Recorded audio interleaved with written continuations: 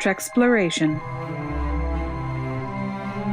Hello and welcome back to Treksploration. I'm Albie. And I'm Chris. And today we are talking about Datalore. I think I might be Chris. I could be Chris's evil twin. I'm definitely Albie. I don't believe you.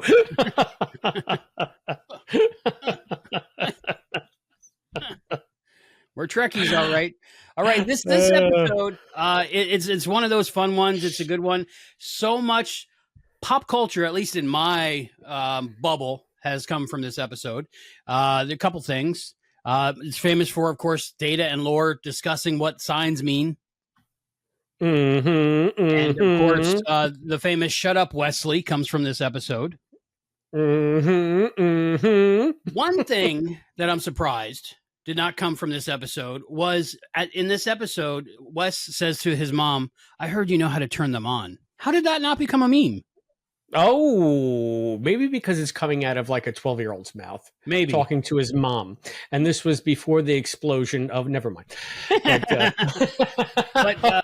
that should be a meme. I challenge people, make that meme. I heard you know how to turn them on. Yes, she does. Beverly was on fire in this episode. Beverly, you're putting me off the bridge too? Dun, dun, dun. But she was literally on fire, her elbow, as she's running out of the cargo bay. All right, so Chris, how you doing? It's been a minute. Yeah, it's been a minute. I mean, we did all our traveling. We did our giant enterprise extravaganza, and then I think we've had about a week off, maybe a little more. Yeah, and yeah, you know, like we had to get back to life all of a sudden. It was crazy. We had this huge spate of activity, and after New Hampshire, I did Vermont. I might have said something about that on the last show, on the bonus show, or Brattleboro, the whole bar. Go back and listen to our last shows. You know what we've been doing, but since then, my life has settled down. Back to the boring grind, the daily routine, and it's nice to be back on mic with you to break up the monotony. I'm so spoiled. We've been doing so much lately that it's just like, oh, wait a minute, I don't have to travel 5 hours this week to go see something cool. Oh well, it's different, right? I took a week to just rest because I was exhausted. Because after we did all that, then Serenity wanted to go to Disney World, so he ended up going to the Food and Wine Festival. She made a video for her channel. Check that out.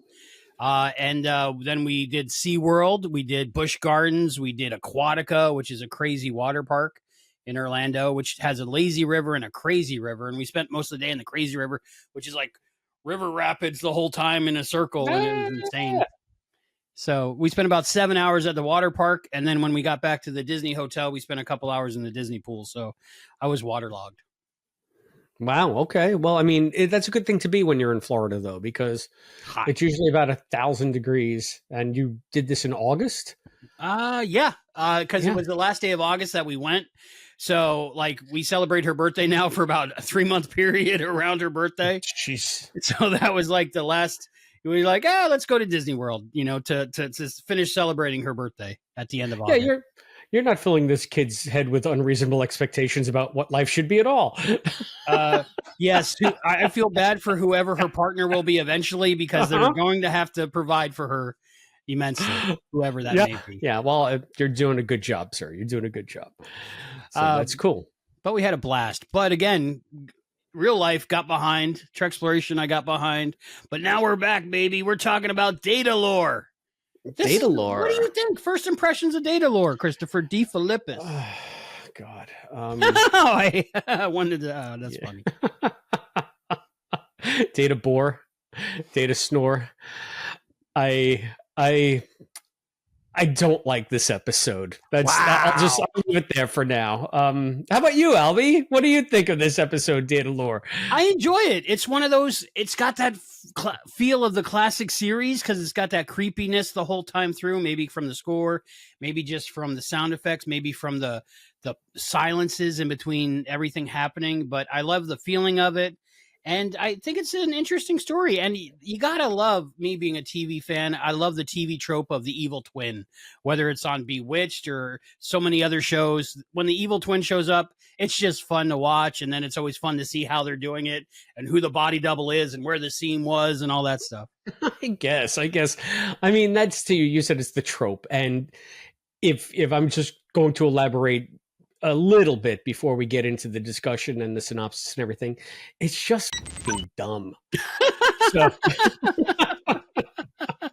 So anyway, there's a lot to discuss. I mean, there really is a lot to dig into. So hopefully they quote you on the cover of the next set that comes out. Christopher D. Philippus, it's just fucking dumb. Hey, I call it like I see it. And, right. So, unfortunately, I had to see this episode. So. So we differ. So it'll be an interesting discussion. So, Christopher, could you read us? Well, let me read the deets before you read the episode synopsis. We need the deets. We need the hot goss. Datalore, Star Trek The Next Generation, Season 1, Episode 13, filming on Friday the 13th, you and I. Okay. Yes. I don't know when it comes out, a couple days from now, probably, but this is Friday the 13th. I'm going to watch Jason X after this. I'm sure we'll talk about a little bit more after this. Original air date, January 18th, 1988. Writers, story by Robert Lewin and Maurice Hurley. Teleplay by Robert Lewin and Gene Roddenberry. Directed by our friend, Rob Bowman.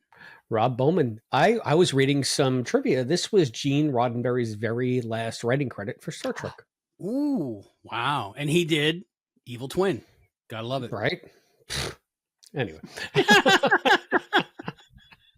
Episode synopsis, Chris. Would you like my episode synopsis? Is that what you're saying? I would love your episode synopsis. All right. I look forward to them. This could be me or my evil twin reading it. I don't know. But en route to an unrelated mission, the Enterprise finds itself in the Omicron Theta star system, which just happens to be where Data was found. Picard decides to swing by Data's home planet to see if they can learn anything about his mysterious origins. But upon arrival, they find the planet devoid of all life. Beaming down to investigate, the away team locates the exact spot where Data was discovered by the crew of a Federation cruiser, and directly underneath it, a hidden subterranean complex. The complex houses the former lab of a Dr. Noonien Soong, a genius in robotics who fled in disgrace after failing to develop a positronic brain. But Soong's lab harbors more than science shame. There are also the disassembled parts of another android that looks exactly like Data. Up to the ship they take it, and before you can say Khan Noonien Singh, Data's erstwhile brother Lore is reassembled and given free reign of the ship, access to its database, and even a cursory lesson on how to operate it, because what harm could that do? Soon enough, the far more emotionally charged Lore shows his true colors, slipping Data and Mickey and switching clothes to pull a fast one on the dumb humans. And sure enough, before you can say, "Shut up, Wesley," Lore has summoned the crystalline entity that he called so many years ago to destroy the colony that was once Data's home. Now the crew must thwart a deadly snowflake while stopping Data's dangerous doppelganger, this time on Star Trek The Next Generation. Dun, dun, dun. Datalore. I always have trouble spelling that because my autocorrect just doesn't like that word, no matter what I do. So I assume you know what I mean when we're talking about it, texting. You used one of my favorite words, erstwhile. I love that word. I love that word. I really It's kind of like, it sounds like an exotic German sausage, erstwhile. I have an erstwhile sandwich. I've had some erstwhile sandwiches, actually. Now they're excrement or maybe fertilizer. I'm not sure. Hey, we have to have the erstwhile podcast, the erstwhile sandwich podcast. Erstwhile. Right? That's the new big thing. Nobody, hurry up, get that domain. The erstwhile. It's like Stephen Colbert's Meanwhile, but it's erstwhile. It covers a lot of history in that. How did you not like this episode? Talk to me. Tell me about it. No. Before I do, should we tell everybody what they think about this episode? They can tell us what they think. Yes, should we go? Let us know where people can talk to us. Yes, before we go all evil twin on your asses. It's not just me and Chris. Like, share, go to patreon.com. Go to YouTube. You can find us patreon.com/Treksplorers. You can find us on YouTube, youtube.com/Treksploration. If you're listening on a podcast feed, you can find us on Instagram @Treksploration Pod. You can X us @Treksploration. Send us an email or an evil twin email, treksplorationpod@gmail.com. Call us at 707-847-6682. And you can also send us the schematics for your twin brother at P.O. Box 542, Bayport, New York 11705. That's P.O. Box 542, Bayport, New York 11705. And apparently this is news to me because it's like Treksploration After Dark. I saw that we were actually turned down for this at first, but apparently we now have an OnlyFans, onlyfans.com/Treksploration. Isn't OnlyFans just like porn? Originally, but now they're trying to be more like just Patreon where people can be fans, but it's mostly just, porn, naked people. Yeah, I don't think I'm going to look up OnlyFans on my work computer is what I'm saying.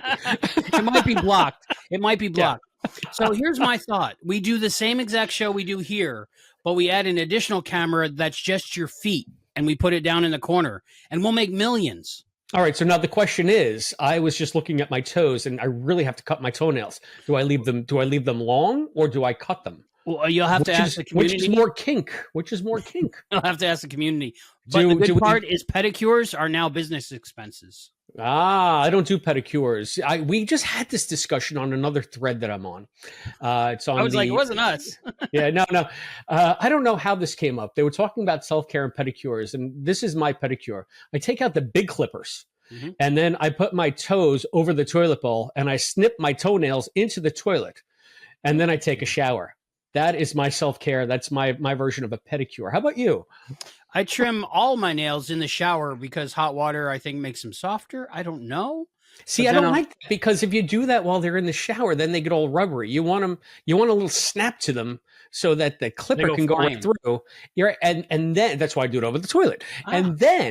And then you hop into the shower, and then you wash off like all the toe stink, all the nail stink that was underneath those long nails, and then you have fresh, sparkly, beautiful smelling toes. So we're kind of similar. I think I like to do it in the shower so it's all clean and goes away, and I don't have to deal with it, and it doesn't build up, and then the soap can clean up all the rest of it.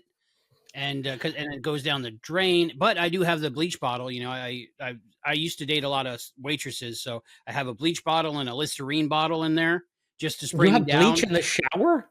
You sure? That sounds dangerous. You never what if you bleach have yourself soap in the in your shower? eye? And what if you have soap in your eye, and then you reach for the bleach bottle instead of the shampoo bottle, and you blind yourself or something? I don't know. It just sounds like a bad scene. It's a potential bad scene waiting to happen. Hasn't happened yet. One's a spray bottle and one's the pour bottle. So I've been very lucky. I've never got a spray bottle of shampoo, but I might look into that. But yeah, bleach and Listerine. It's an old restaurant trick because you never know what the servers have. So you got to do what you got to do. And both of them kill 99.9%. So you do the math and you're good. This is really an OnlyFans conversation. It's disgusting. Has anybody on a podcast or a YouTube show ever had this discussion?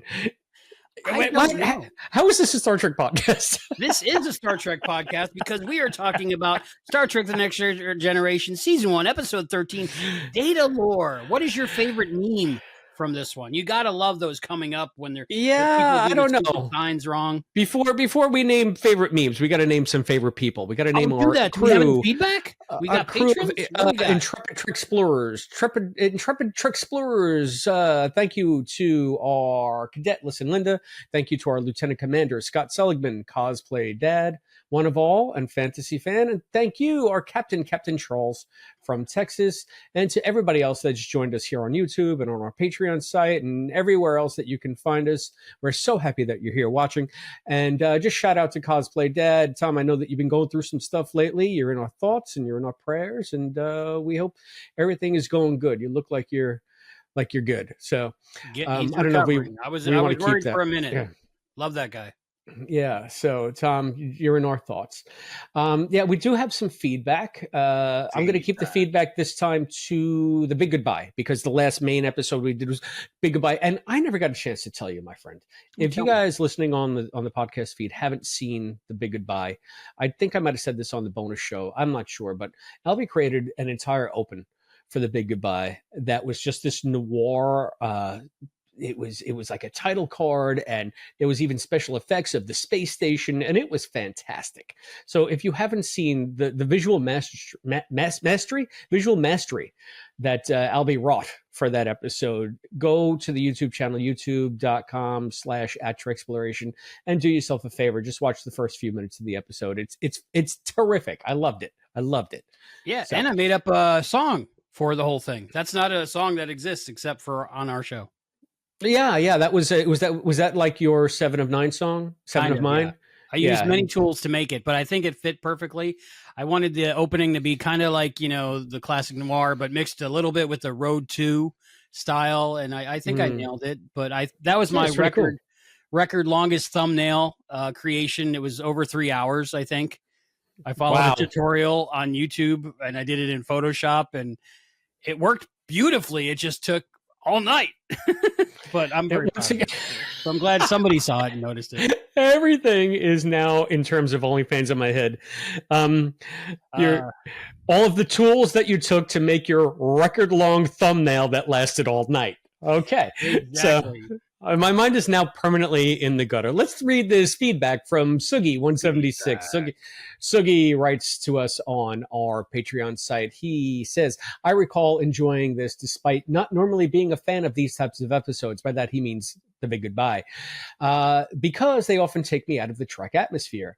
I'm sure a big reason why I like this one was because it was another Tracy Torme script, and you both made very good points about the holodeck. I know the parameters of what's possible and what isn't will be brought up again further down the road. Moriarty comes to mind.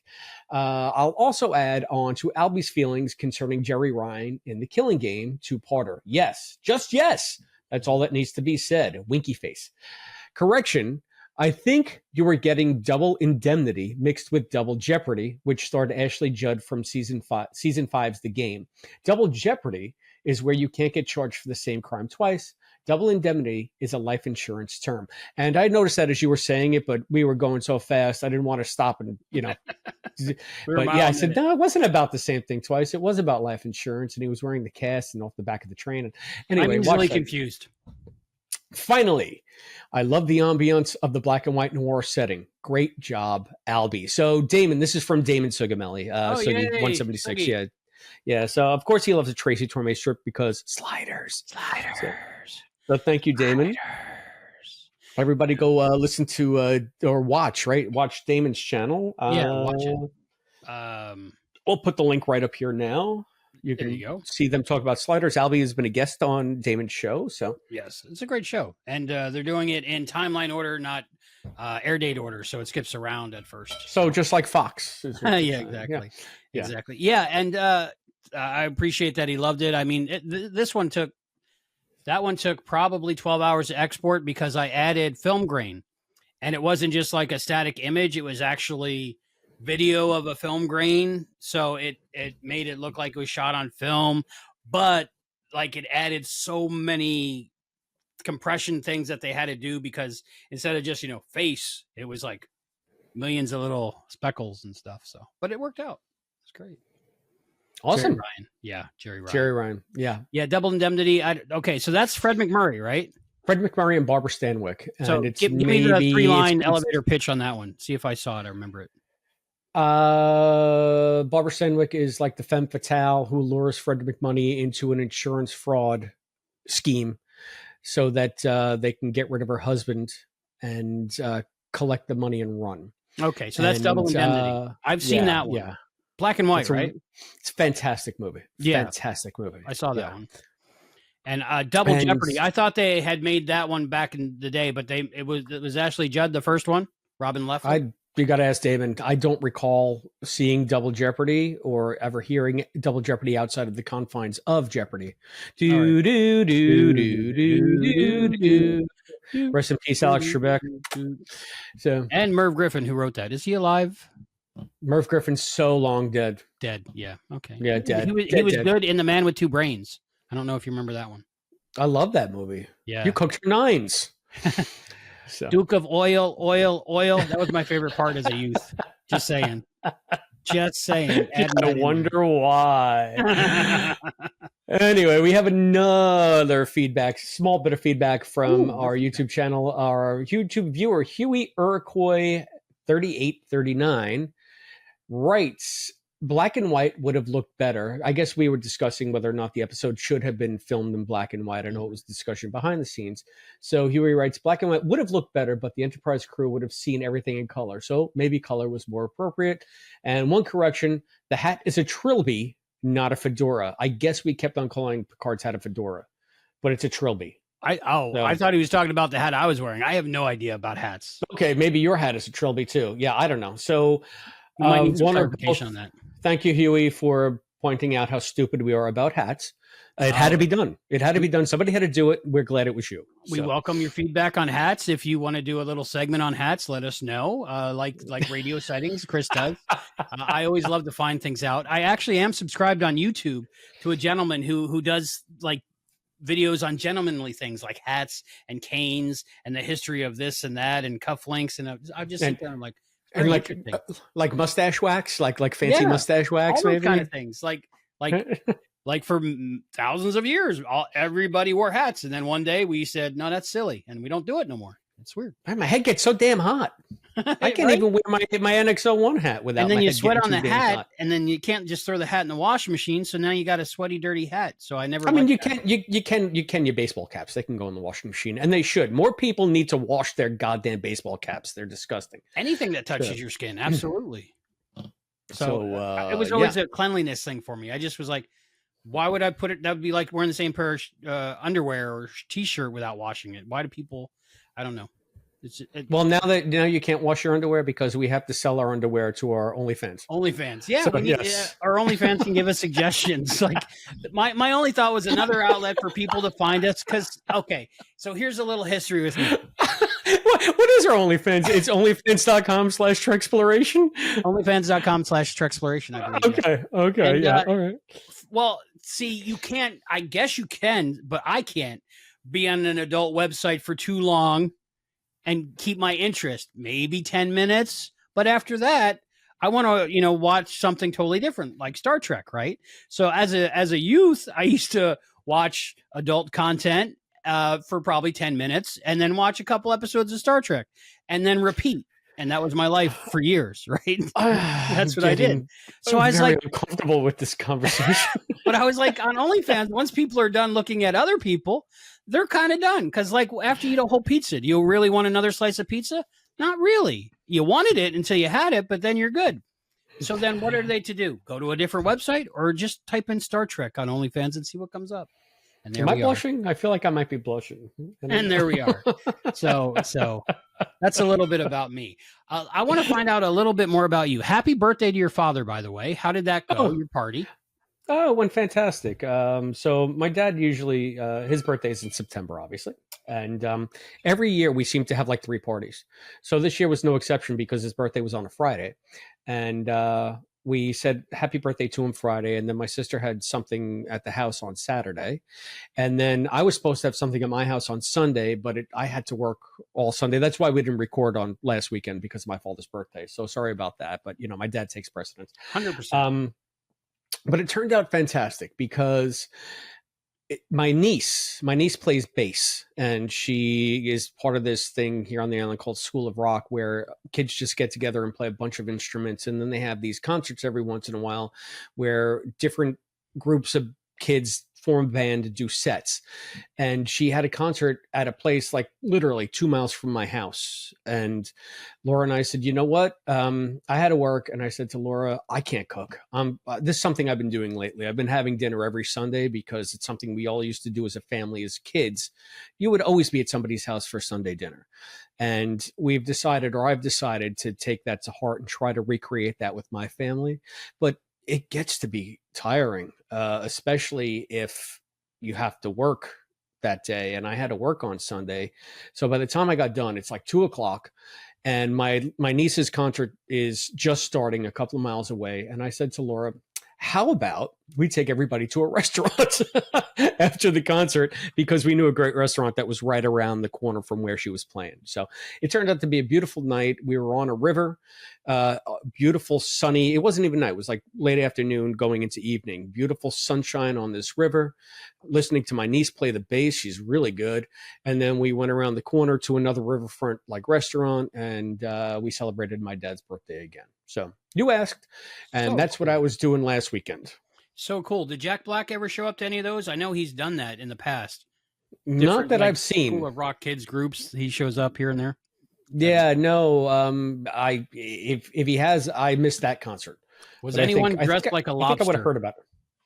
Not that I've saw, but it is that time of year, so you could get poached into a lobster roll around here.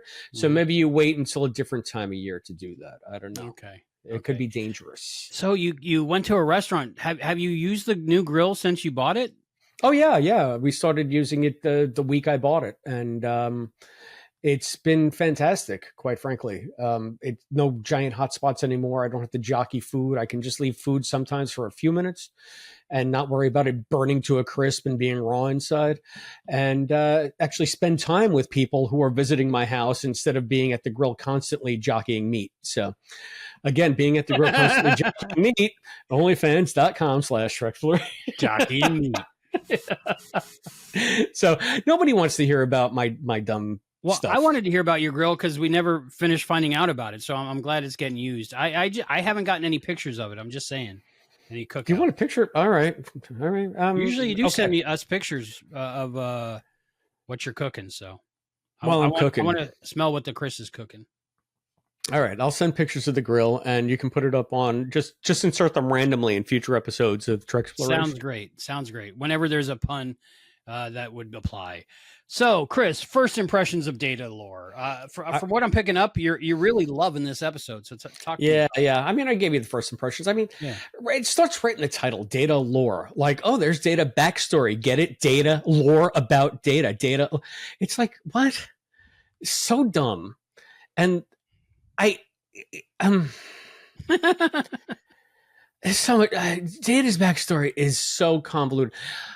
I want to know, because you are such a fan of TNG. I have to imagine for TNG fans, this is like a gospel episode. This is like prime mythology episode for next gen, giving you this backstory that you can. But like, so maybe I want to hear from you, like your first impressions when you first saw it and how the episode holds up. And I know that you're saying it's fun, but like, it's hard to remember my first impressions when I watched it when I was a kid, young teenager, because right now when I watch it, it's so influenced by other lore episodes, and like the episode with the 3 Brent Spiners at one time, or 4.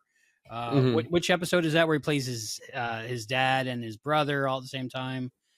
Yeah, I don't know. That's it's another lore episode. Yeah, and then the one where all the ones where he's interacting with him. I think he does it again in a 2-parter, Birthright, maybe part 1, where he's dreaming and wandering around the Enterprise and meeting his dad and painting pictures of crows or something, ravens. Yeah. I'm not sure. I love how you pretend like you don't know. You know exactly. You know which episode, you know the lines. But anyway, go ahead. It's difficult to not think about those when I think about this and think about the bigger story. But I remember, I don't know. I think it was like I know I referenced it before, but like the Bewitched episode of whenever what was Tabitha's, not Tabitha, Samantha had the evil sister. Well, yeah, what She was was a her name? brunette. Do you remember? Elizabeth Montgomery. Yeah, I know, but I mean the evil sister. Oh, jeez. Why don't we call her Penelope? Okay, Penelope. Well, I always thought the evil sister was much hotter than Samantha for some reason. I don't know. Because Maybe. Brunettes are hotter than blondes. It must be. It must be. No offense to you, you blonde. You're a gorgeous blonde man. Thank you. Okay. But it always intrigued me when her evil twin was on, and then you have like the twin on let's say Gilligan's Island that turned out to be a spy for something Germany or something that talked into a spoon. I don't know. I was always a fan of silly TV show tropes, and when it came up on this one, I was just a fan, and I it was a great opportunity to see more from Brent Spiner, and I just loved it, and it was like Data's literally backstory, his lore, like, but it was also like his origin story almost. Like it would have been interesting to see them do, like in modern day television, they would just do his origin story as an episode, set back then and different things. But back then you had to do it within the TV framework that they had back then. But I found it very interesting, and I remember like seeing like Lore's butt on TV and thinking that was funny. The different things, and I was like, I remember being young enough to be like dumb enough to be studying the episode, like, maybe I could make my own android if I look at these props good enough. You and Argyle, man, just get Argyle. He's not busy. I wasn't quite. I could make anything out of cardboard and construction paper, but I was still had the remnants of that. The possibilities. Maybe I could make an android like that if I looked at the equipment. You're right. Of course, looking now, the equipment is just those 3 red blinky lights hooked up to like pool pumps or something. That's in every episode. Yeah. That's that famous prop. I think it was in Airplane too as well. With William Shatner. What do they do? They just they're just blinking and flashing and. That's fantastic. It's so like they're in so many episodes, and I just remember enjoying it and learning more about him. And then you got Silicon Avatar. That's another follow up to this, I think, where we see the crystalline entity again. So it's hard not to just see it all at once. But as an episode goes, I really enjoyed it. It's funny. I'm glad to get that perspective, and I feel like maybe I'm biased against this episode back from my very first impressions, because I never really saw it until years and years and years after it aired. At the point that this episode aired in first run, I had already written off Next Gen. I think I had watched as far as The Naked Now, maybe Code of Honor, and I was just like, no, this is not for me. It's not. And then I heard along the way that they did the Data's Evil Twin Skippy episode. And in my mind, I said, thank God I stopped watching this pile of crap. I mean, this is what they're doing. They're doing an evil twin episode. The robot has an evil twin. I made the right decision to bail on this nonsense. So I have that in my head when I'm watching it. And I have to say, the first time I really sat down and watched it, I thought it was okay. I thought it was fine. But then the more I see it, the more just nonsensical everything about it is. Not only do you have the dumb trope of the evil twin, but you also have so many dumb Star Trek tropes in this one, like giving how stupid is everybody on the Enterprise? Like you would just I know exactly what you're talking about. This android the run of the ship. Yep. Like there's just no apparent security. There's no apparent restriction. There's no apparent anything. Hey, you want to know how to fly the ship? Here it is. He's actually sitting on the bridge at the helm flying the ship. Like what? So like, hey, you look like Data, so you want to sit here? Yeah. I mean, it's yeah, I don't know. So, I mean, maybe should we just like go into the elements of Data's backstory? Yeah, that'd be great. I guess because what struck me about this when I was watching it is, does this in any way make Data more interesting, or does it actually make him less interesting? I don't think Data needed a mysterious backstory. Why couldn't he just be an android that was somehow built by Starfleet scientists and now he's serving? Why does he have to be like found? And so, okay, so Data is found 26 years ago. It's been 26 years since some scout ship found him, some cruiser. I said it was a Starfleet cruiser in the synopsis. I don't even know. They just said it was a cruiser called the Tripoli. So yeah. To the shores of Tripoli. I think it was Starfleet because that's what inspired him to join Starfleet. Okay. So this was 26 years ago. Nobody has gone back to this planet since then to figure out what happened to this. Was this a Federation colony? Was it just an independent farming colony? Was this a scientific colony? And the colonists are all apparently gone except for Data lying on a rock. And that's all the backstory we have. And it seems like in the intervening 26 years, not one Federation official has investigated this matter at all. And they weren't interested in it, and it wasn't an official mission. Picard just was like, "I'm curious. Let's stop by." Yeah, we just happened to be passing close by. Let's just go and see it. I mean, this is almost like what is it with the incidental findings in the first season of Next Gen? It's like the DNF episode where they're going to Haven, and just all of a sudden her erstwhile fiance, see, I did it again. Her erstwhile fiance is just happens to be there. Surprise! They weren't even supposed to go to Haven. It's just like yeah, so this is another thing where we just happen to be passing by. I like that they added the mystery, of course, because of what came out of it and what universe building they were able to do throughout the series and the movies about that. And even in other series, in Enterprise, we get a little bit of early Soong action. Yeah.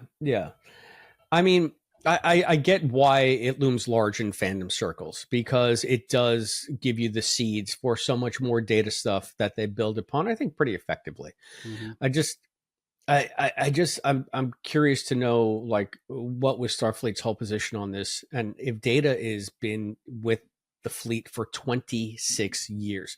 26 years. Shouldn't he be a captain by now, or something? Like, I think there's some like racism going on because some people still think of him as a toaster oven. But I would say they wouldn't want to give him his commandership for that reason. But I think he's capable of like going through all of the training like almost instantly, like Lore was mentioning. A system made for slow learners is what Starfleet is. But I think it was a thing that Data wanted to experience life as a human and be normal and go through the normal experiences. So it wasn't as much as he wanted to get in Starfleet as much as he wanted to go through Starfleet training to get in Starfleet. Like the learning process for him was almost as important as getting to where he's going. And of course, he's got no ambition really, so he doesn't care about being a captain. When things come up, that makes sense. He goes with it, but it's not like he wants to be Starfleet's youngest robot captain or something. Yeah. Maybe I'm putting too much of a Kirk spin on it, right? Like maybe this is me being human centric and not thinking like an android that wants to explore humanity. Yeah, and of course he's got to know that he's basically immortal, at least at this point. So like, whether it takes 2 years or 26 years, it's not really a difference to him as much as I would think. I think his backstory and we find out more in Silicon Avatar about like the colony, which is really cool. Yeah, can you refresh my memory? Did we hear about this with the colonist memories being implanted in Data, or was this the first time it's ever mentioned? First time ever mentioned that, I believe. And then, of course, it comes up later there because he's able to replay like logs from the people there. I find it a little confusing in the episode here where he has no memory before being turned on that slab. Mm-hmm. You would think he would be turned on and off according to different things, testing and different things, but maybe his memory was wiped before just to keep the colonists' logs and memories in there. But then he doesn't seem to have gotten an upgrade. So he had enough storage. So it's a little clunky, but I think we're applying like 21st century logic to a show that was in 1988. Yeah, I guess. I mean, I didn't really have a problem with him being the repository of their memories in a sense. I even like the explanation of then why aren't you more human? Like, why can't you emulate? Yeah. Well, I don't feel what they feel. I just can sort of remember what they said and I can access it in that way, but it's not like it's a visceral thing for him. It's just more of an analytical cataloging thing for him, which I think is fine. But so that being said, so then why then do we have Lore coming on the scene? Who named him Lore? Did he introduce himself as Lore? I believe so. Okay. He said I'm lore. I was built first, or I was, or something. Yeah. No, Data was built first, and he was imperfect, and then I was built. Is that what he said? That's Yeah, what he something said. like But that. it was yeah. a lie. And liars It was very a- rarely, in my experience, admit to lying. So that was interesting. Yeah. So I mean, I guess if you're going to go with the trope of the evil twin, what is this? Now we get down into sort of if there's any kind of commentary in this episode. Yeah, he's twitchy. He's deceitful. He's quote too human. So it was too scary for the colonists so is it because of his quote unquote humanity that he was flawed? And is that like this weird roundabout again, this Star Trek commentary on the human condition? And like, I thought that Trek was all about aspiring, like humanity is transcended, yet it's Lore's very human traits that make him into the evil monster that he is. So I think his human traits come from the emotion chip that we see more on in what is it, Generations? well, but that's a The film? completely different. That's a completely different thing. I mean, The emotion chip. I don't know. Laura now has, if I recall correctly. Okay. All right, Laura now is built like Laura. It took Argyle 17 years to put him back together down there at the bowels of engineering. Yeah.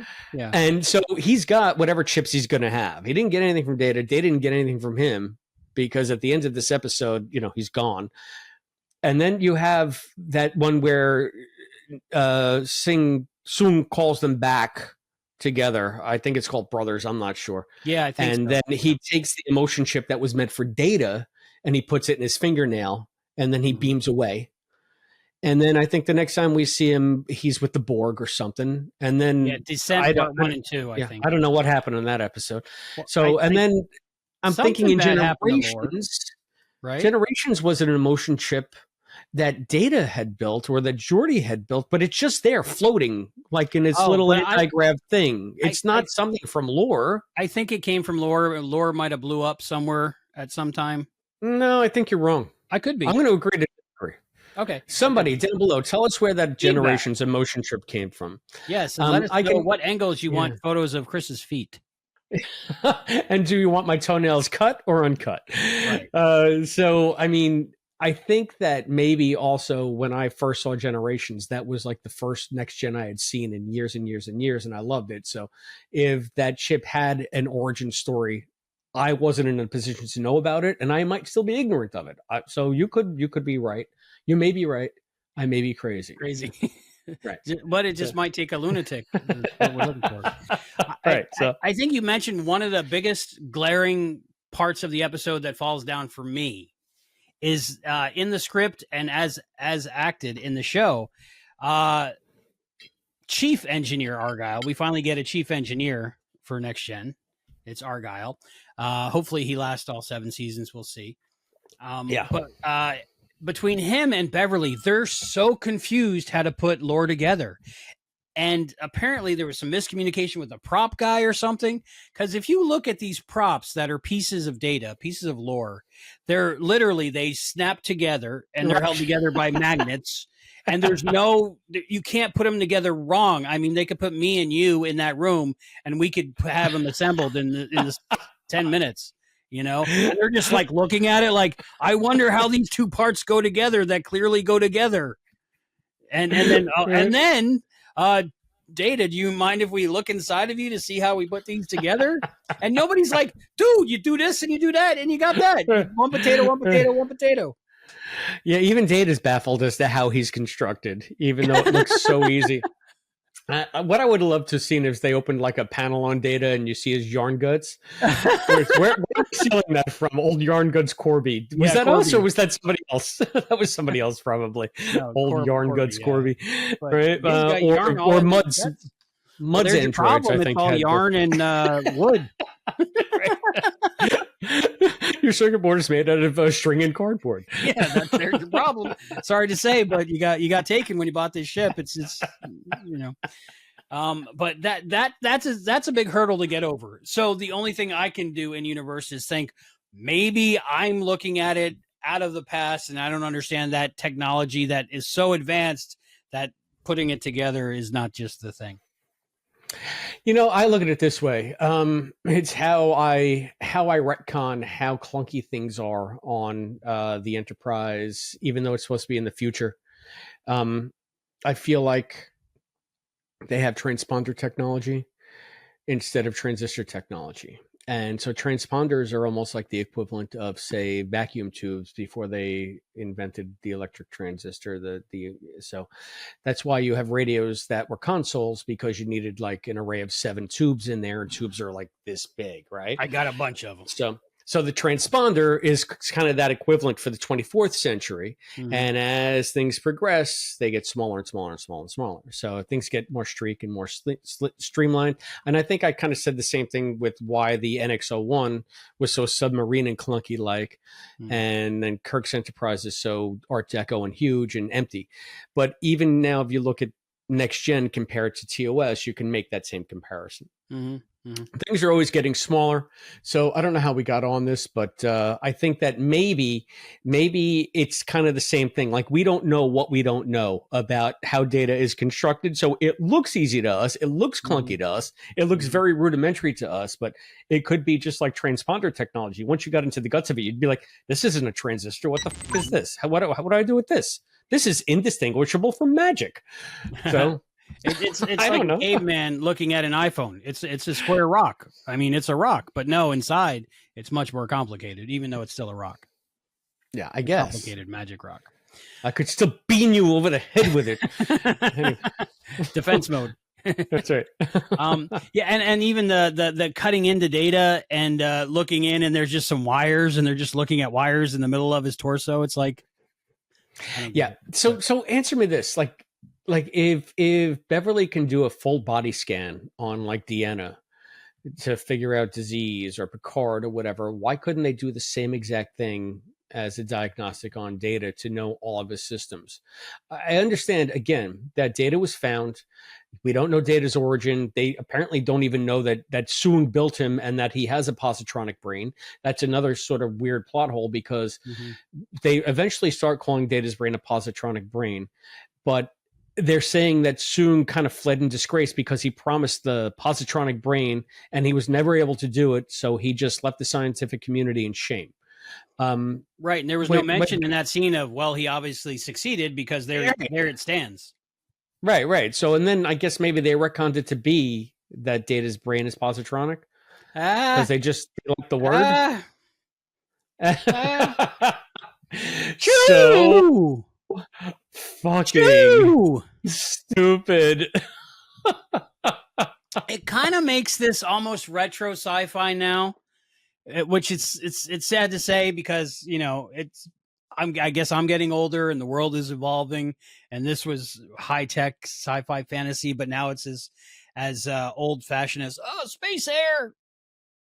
But like with AI technology and technology learning to imitate humans for different things, Data would just be a normal person, and he could be gold if he wanted to, but he wouldn't look any different or act any different. So I found that, like, I was like, oh yeah, he would definitely know how to sneeze, because I think even the new androids that are out by Tesla and a couple other companies can sneeze, right? I don't know. I don't follow androids because I don't want to incur their wrath. I figure if they don't notice me, or if I don't notice them, they might not notice me, and then when they take over the world, I'll be spared. I don't know. Yeah, go. No. Well, I'm just thinking, if we're going to stick on that sneezing scene, Data's trying to sneeze. Like, he obviously knows that sneezing is an involuntary reaction to some kind of, invasion into your sinuses, right? Whatever it be, allergens or dust or whatever. He doesn't have sinuses like we do. So why would he be trying to sneeze? Maybe he knows that he empirically cannot sneeze. That's number one. And number two, when he can't get it, he gives like a, it's almost like he's blatantly showing emotion again in these first seasons, even though he's emulating them probably.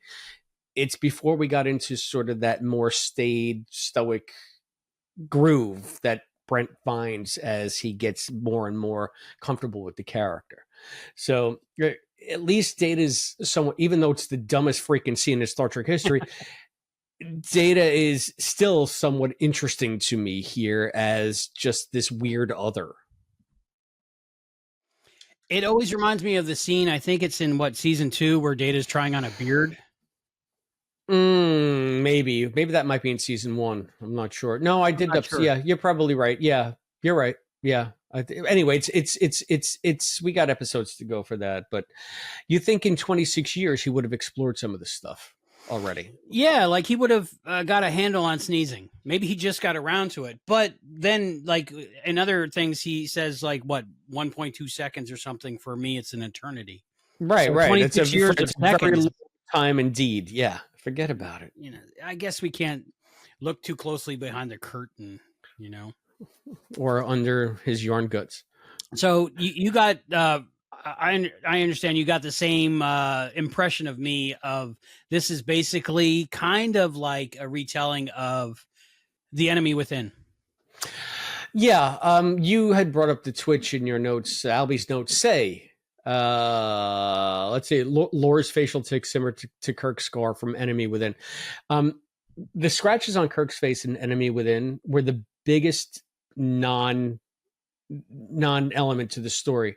They made it so that you would have something to identify him as the imposter, but then he goes and covers it up because Kirk has foundation makeup in his room for some reason. I think it was Duran's room, wasn't it? No, he went back to his quarters and he had the makeup. Oh, wow, interesting. Yeah. That's where he kept his guy liner, I guess. But yeah, he did have guy liner a lot. Spock had a lot. But it's just like, why make it so that you have something that you can use as like sort of it's the red, it's the what's the word I'm looking for? The tell, I guess. The chrysanthemum that will reveal the imposter, only to just conflate it and cover it up. And I never liked that element of The Enemy Within, because it was just wheel spinning. And this to me felt like a lot of wheel spinning. And I guess maybe that's another thing that annoyed me about this episode, is because it goes through the exact beats you expect it to go through. And you know everything that's coming an hour before it comes. And it's just like, all right, well, we're going to get to this part. All right. Oh, we're going to see that Lore's evil. Oh, we're going to see that he's manipulating it. Oh, and there's the betrayal. And oh, there's the tick. And oh, it's just like, how many times do we need to watch this story unfold in this way? If you're going to do a trope, I get that, but at least maybe try to make it somewhat original.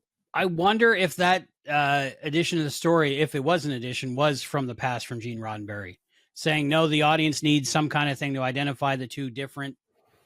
But then they don't do anything with it, and there's no doubt as for us as to who is the wrong Data.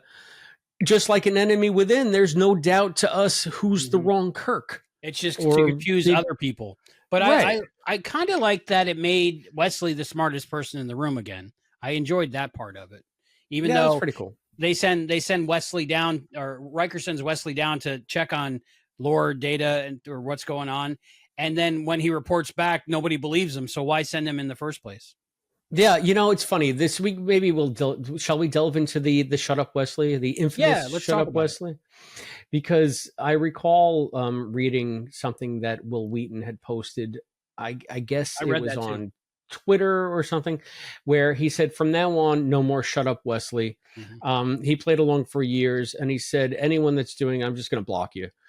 Because he said very cogently that the writers failed Wesley in this episode because Picard gave him orders to go down and check on Data. He went down and he found something wrong with Data. He had suspicions. He went back up and did everything they asked him to do, and they tell him to shut up and sit down. And it's just like, well, what? Like, and so he's just like, we've had our fun with it, but I'm done with that aspect of the character. And I don't blame him, because that's another plot twist in this that makes absolutely no sense. None. It's definitely an error in the writing. 100%. Right? So I guess the first time I saw it, because I knew about the Shut Up Wesley meme, but I had no idea what episode it was from. So when Picard said it the first time I saw it, I was like, yeah, there he is. He said the thing. Even though we're not supposed to like the thing now. He did say the thing. But I think I saw it after I had read Will's post about it. Mm-hmm. And then in retrospect, it all fell into place. And I was like, Jesus Christ, he was right. He was absolutely right. Mm-hmm. So, yeah. Like, how much longer will this go on? Like, you have him flying the ship. You have him as part of the bridge crew. How are you simultaneously ignoring everything he says when he's obviously the smartest person in the room? Yeah, and so I like maybe that part of it, sort of the Wesley redemption part of this, even though Picard never apologizes. He should have. You know, he needs to. Well, he's the captain. He doesn't have to do a damn thing he doesn't want to do. You know, so I guess that's. But if there's a bright spot in this episode, it's Wesley's righteousness, maybe. Yeah. I like that he stands up. Nobody believe in him, but I like that he stands up for he knows what's going on and he's not going to play along. He's not, and he calls it out at every, and he's like, since I am done, you know? So, yeah. So like good on you, Will. Good on you. That's another reason why I love the character. Again, with the enemy within, I was there was this one shot where after Laura kicks Data in the head, where it's kind of like like almost a Dutch angle, but it's from below, and it's the lighting is very like you know, with Shatner's all like evil Kirk.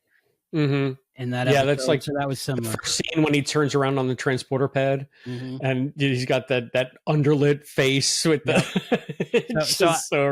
It was, to me, it was definitely like a retelling almost of that story. Luckily, there was no in there, so there was just like trying to kill everybody aboard with a crystalline entity somehow. Yeah, I guess no attempt. Which I think that my other favorite shot of Kirk comes from the enemy within, though, when he's saying, I'm Captain Kirk, and he's got like this face on. Yeah, maybe you can put that shot up. You know exactly which one I'm talking about. Yeah, so float that one in right about here, but I just love that shot of Shatner. It's a great episode. The lighting I noticed in this one, there's the problem is season 1 has a lot of reused sets. Like Planet Hell looks exactly the same in 4 or 5 episodes. They had some vegetation to it this time, some dead vegetation to show that it was a thing, but it's basically the same planet that they go to for every show in season 1. And then the corridors, again, you see those same corridors in several episodes. Well, they only got one set of corridors in truth. Yeah. So, but I really liked what they did with it this time. The lighting and the mood was really nice. They have the I don't know if you know a lot about sci-fi set design, but like palettes are a big thing, like plastic palettes. Like if you look at like I think Red Dwarf is one of the Red Dwarf, by the way. If you look at Red Dwarf, what do you got? Ralphie, by the way. Christmas Story. I love Christmas Story. Yeah. Okay. I got to do the escape room. Anyway, the lighting from above is shot through at an angle of the plastic pallets that make up like the ceiling tiles, and it just creates a great shadow and the shot of them walking down that corridor. I just absolutely love that. That's cool. I mean, that's a lot of the times in TOS they called it painting with light. So they would give different colors just splashed on the walls to give the ship an illusion of depth and maybe make the same corridor look different in different shots. Because I went on the set tour for the original series up in Fort Ticonderoga where they were shooting Star Trek Phase 2. And they had to turn it into a set tour because Paramount put the kibosh on fan films. So James Crawley turned it basically into a tourist hub museum. And it's fantastic if you get to go there. But from everything I was told, they recreated the sets as they were in the Desilu studios. Right down everywhere. And the biggest sets that they had were, I guess, sickbay, engineering, and the bridge. And then every corridor you saw was the same corridor. They had, that with one intersection. It was like a curved corridor, one intersection that led to a turbo lift. And every single shot you see of them in a corridor going to a turbo lift, it's all the same place. It's all the same set. So I never, I guess the immersion is so good that it never occurred to me that there's only one corridor. Like it seems like we're on a big ship. And again, to go back to what Will was saying, and I guess maybe to your point about the way they lit it and all this, he's saying that there was one part in the set where he could go where you were in the curved corridor and you couldn't see anything but the ship. Like there was no exit. And he said he felt like he was actually there immersed. But from that description, doesn't it sound like maybe it's kind of the same setup? You only have really the one corridor that they just keep redressing and redressing and redressing. But you never, like in your mind, they're on this ship. They're on this big ship going miles and miles of corridors. So, I mean, I do like that. So that painting with light, those Dutch angles, those shadows, it's all a very creative way to take a very limited budget, a limited set, and still get something new out of it. So I do admire that. It's just the soundtrack on this one took me out of it. The soundtrack really, I love the music, eerie music it was the whole time. So 80s. It was so bad 80s. It was like a product of its time. Yeah, it was like synthesizer, but not, and it sounded like a bad Casio. It was just terrible. So every time they played it, it's just like, this should be much more melodious, maybe to evoke more of a sinister mood. Instead, it's just this tinny synth music, and it's more distracting than anything else. I think that disappears a little bit after maybe the neutral zone. Like around that time, then it gets more orchestral.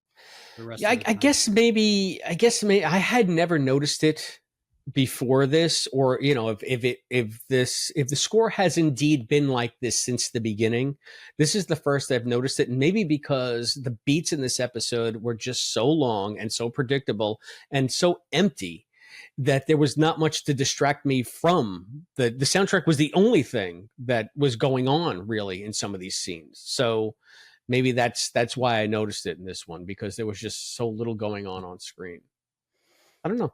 I think for me, one of the reasons I like it is because I knew what was coming up, almost like it. Oh, I heard a new version of my favorite song, and I like this version too. Or this is another production of a show that I love, because even back then, I probably had seen so much television that I could tell what was coming a mile away, almost as much as I could now. But I just love their telling of this version of the Evil Twin story. All right. I mean, I guess that's. And again, the two shots. and while I'm watching, I'm not just thinking, oh, there's Data, there's Lore. I'm thinking, okay, they locked off the camera. He shot as Data. He had to go change and then do the Lore. And he has to be looking at this eye line. And then every time they show the back of Data, it's a guy 30 pounds lighter than Brent Spiner with a wig on. And, so I just enjoy that part. It's like I'm looking behind the scenes while I'm watching it. I can say this. I mean, for me, I don't, there was only one scene where it was so glaringly another person and Brent, and it's when they're walking into Data's quarters and you see, I guess, Lore in air quotes in the jumpsuit comes in and the head is off camera. Mm-hmm. And it just made me laugh because it reminded me of Police Squad. They always had the character that was so tall that all you saw was like his shirt, but you never saw his face because his head was always. No, Hightower was that was Police Academy. Oh, okay, yeah, that's right. Yeah. Who am I thinking? OJ played him in the movie, but he was somebody else in the TV show. In the TV show, I forget what they called, but I think he was in the movies too. Yeah. But anyway, so it made me laugh. I'm just remembering him eating a sandwich off camera and food falling and stuff. Right. You got something on your face, and he does this, and a banana falls down. Police Squad is amazing. I love it. Yeah. So I mean, and so I never lost other than that one scene, I felt that immersion. Like I never said, oh, there's the stunt double, there's the two shot, there's the split screen. For all that I disliked about this episode, I think it was shot very well in a lot of different respects. And for a bottle episode, especially creative, right? Because I guess they needed an extra day of shooting for this one to get it done because there were so many script rewrites. I was reading about it in the I guess the Next Gen Companion. Mm-hmm. Larry, the great Dr. Trek, Larry Nemechek's awesome fella. Yeah, and spent time looking in my eyes, telling me things. Look at that guy. Amazing. And it wasn't just 5 minutes of hello. It was deep conversations. There you go. But from what I heard about this story, the original concept was that this was going to be a female android that may be a love interest for Data, and then they changed that to the evil twin trope. And I think Brent was kind of instrumental in getting that switched. Oh, I could Like see that. maybe the other script wasn't working. Who knows? Or maybe he just wanted to once again expand away from the robot thing and be able to have some fun. So I guess it's another example of some bravery in the first season, where like with the Dixon Hill thing, you're already sort of breaking the character norm and putting these characters into a different situation, even though the audience might not really know them that well yet. So it's kind of like you're doing the same thing here with Data. We're just barely getting to know Data, and now you're showing us a Data that's playing against type. So usually you'd save that for like a second episode or I'm sorry, second season or third season, when all this stuff is starting to get a little stale and you need to shake stuff up. It's like the equivalent of introducing the new baby on the seventh season of your favorite sitcom. Alexander, I don't want to be a warrior. Right. I forgot all about. I was thinking of Andy from Family Ties, but that's just same actor, Brian Bonzall. I believe so, right? Oh, holy crap! I believe it's the same actor. Yeah, I feel like that was all up here somewhere. Maybe that's why I went to Family Ties. That we've been together for a million years. Sha-na-na-na. Sha-na-na-na. I think that's why we watch most shows we watched back then. Is just we like the theme song. Yeah, I guess. Show me that smile again. Which is that one? Anyway, what is that? Growing Pains, or is that? That is Growing Pains. Yes. Yay! Did you notice they played Perfect Strangers theme song on this week's? I was just gonna sing "Standing Tall on the wings of our dream." Yeah, Rennie's like, "How do you know this song?" I'm like, "Perfect Strangers, come on." Where did they play that? Only Murders in the Building. Oh, okay. I haven't seen it. I heard that there was finally a long-awaited cameo, though. Yes, so, I tried not to spoil it for people, but I was like, "Watch the show." Say about that. Me and Serenity popped big time. I bet. But you had to take us down to the building and get us photos in front of it. So yeah, pop some of those up here. Yeah, it's the Only Murders in the Building. Only Murders in the Building. So she's a big fan of Only Murders in the Building, and we had reached out to that person's representative probably a year ago. So, yes. We got an I don't know instead of a yes or no. I love how we're talking around this as if anybody watching us doesn't know what we're talking about. Aren't we devious? Yes. So, of course, it's Ron Howard's brother, Clint Howard, because he's in everything. Oh, okay. He's Only Murders? Wait, I'm so confused. Are we still talking about murders? Yeah, no, yeah, Only Murders. Serenity and I went down a Clint Howard rabbit hole, and I because what were we watching? Never mind. What is Clint Howard in what was it, Voyager? Clint Howard was Blaylock in the Corbinite Maneuver. But he's been in every Star Trek series. Yeah, and he was Buttons and Bows in Strange New Worlds. He was in there during Enterprise. The Klingon he was War. a Ferengi. He was a Ferengi in Enterprise. He was an Orion. He was at an Orion trading post in Disco. I don't know what he was in Voyager. If he was in Voyager, I don't think he ever made an appearance in DS9. I want to say he was in both, but we were watching. Oh, we were watching the Bell Riots. Was he in the Bell Riots one? I don't know. Oh yeah, he was. He was. He was the person who said who had Jadzia's comm badge and was like, "Whoosh, I'm invisible." And Julian was like, "I can barely see you." So yeah, that was Clint Howard. And then I was telling her it was Baylock, and he was in all these series. So then we went down a YouTube rabbit hole of Clint Howard and Star Trek. So there we go. Long way to get there, but that was the fun parts. So you think this is the last time we see Biff Yeager as Argyle? That's what I hear. According to all the books and stuff. So no more Argyle. I'd love to see. Did they do him on Lower Decks at all? Was there ever an Argyle shout out? If there was, I don't recall it, but there's a lot of shout outs for Next Gen on Lower Decks that I barely get. So I'm not the guy to ask. When you go through them again. I think, isn't that premiering next month, right? Season 5 of Lower Decks? It's coming up soon, yeah. Speaking of Star Trek Day this year, Paramount totally ignored it.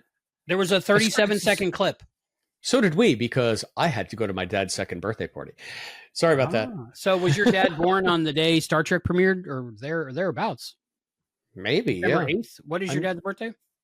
September 6th, I believe. Okay. So close enough. What year? I don't recall. You don't recall your dad's birth year? No. I mean, why would It's I? got to be older than yours. My dad was born in 29 in the 1900s. It's somewhere before 1970.